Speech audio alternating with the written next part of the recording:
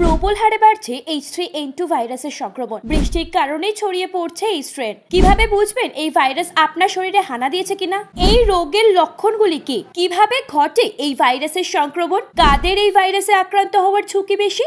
কিভাবে এড়িয়ে চলবেন এই ভাইরাস? জানুন সে সকল তথ্য।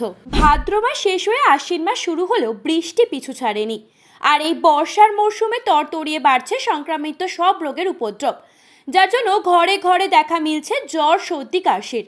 আর সেই সঙ্গে অজান্তেই শরীরে হানা দিচ্ছে H3N2 ভাইরাস, যেটি অন্যান্য ফ্লু ভাইরাসের থেকে বেশ ভয়ানক হতে পারে। এর সংক্রমণে শ্বাসযন্ত্রের সমস্যা হয়।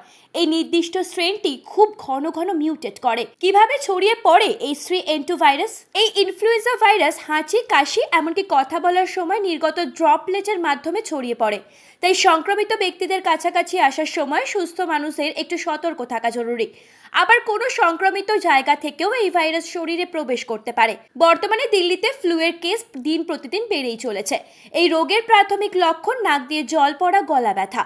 তবে H3N2 এর সংক্রমণের ক্ষেত্রে হঠাৎ করে খুব জ্বর, লাগাতার কাশি, গলা ব্যথা, নাক দিয়ে জল পড়া বা নাক বন্ধ, সারা গায়ে ব্যথা, পেশিতে ব্যথা, মাথা ব্যথা, দুর্বলতা ও ক্লান্তির মতো লক্ষণ দেখা যায়। আর এসব লক্ষণ বেশ কিছুদিন পর্যন্ত থেকেও যায়। আবার কারোর ক্ষেত্রে এসবের পাশাপাশি বমি বা বমি বমি ভাবও দেখা যাচ্ছে। তবে H3N2 নিয়ে ভয়ের কারণ হলো এই সংক্রমণ অনেক দিন পর্যন্ত থাকছে, সেই সঙ্গে সাধারণ ফ্লুয়ের থেকে একটু ভয়াবহ বটে। তাই এর শনাক্তকরণ প্রয়োজন সঠিক সময়ে। চিকিৎসকদের মতে শিশু, বয়স্ক এবং যারা অন্যান্য রোগে ইতিমধ্যেই আক্রান্ত তাদের এই ভাইরাসে সংক্রমিত হওয়ার ঝুঁকি বেশি রয়েছে। মূলত 5 বছরের নিচে শিশু এবং 65 বছরের উপরের বৃদ্ধরা এই ভাইরাসে আক্রান্ত হতে পারেন। গর্ভবতী মহিলা এবং ডায়াবেটিস, অ্যাস্থমা, হৃদরোগে আক্রান্ত ব্যক্তিদেরও H3N2 এর সংক্রমণের ঝুঁকি রয়েছে।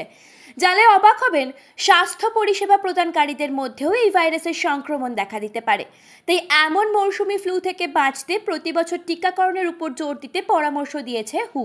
সেই সঙ্গে কিছু বেসিক স্বাস্থ্যবিধিও মেনে চলার নির্দেশ দেওয়া হয়েছে, যেমন নিয়মিত 20 সেকেন্ডের জন্য সাবান দিয়ে হাত ধুতে হবে।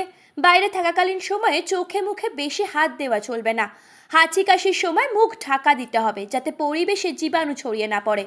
সেই সঙ্গে শরীরে কোনো লক্ষণ দেখা দিলে সঙ্গে সঙ্গে চিকিৎসকের শরণাপন্ন হতে হবে। তাই এক্ষুনি সাবধান ও সতর্ক হন। Bureau report, talk to time.